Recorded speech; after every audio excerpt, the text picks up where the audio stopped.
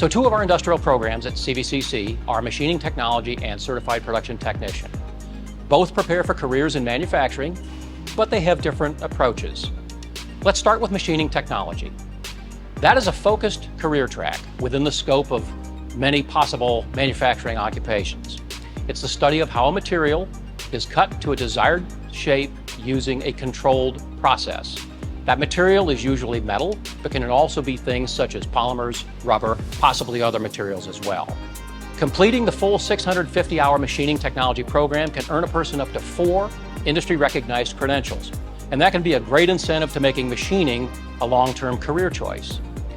Training covers the topics of machining fundamentals, machine tools, milling, turning, CAD/CAM systems, and advanced machining techniques. Certified Production Technician, or CPT by contrast, is a more broad-based training of foundational manufacturing skills. That is 180 hours of training with emphasis on the fundamentals of safety, quality practices and measurement, manufacturing processes and production, and maintenance awareness.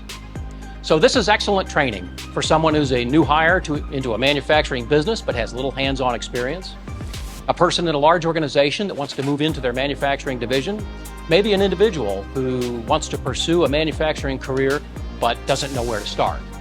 So for either machining technology or certified production technician, CVCC provides quality instructors, state-of-the-art equipment, computer labs and support, all to make your training experience successful. And how does CVCC's training help your organization? Well, first by leveling up your staff through training and the acquisition of new skills. Your workers can remain productive during the training program. You're not bound by traditional quarters or semesters. Employees get the training when it's convenient for your business. And finally, you can receive quality training with minimal or zero net cost, especially by taking advantage of the state of Ohio's TechRed program.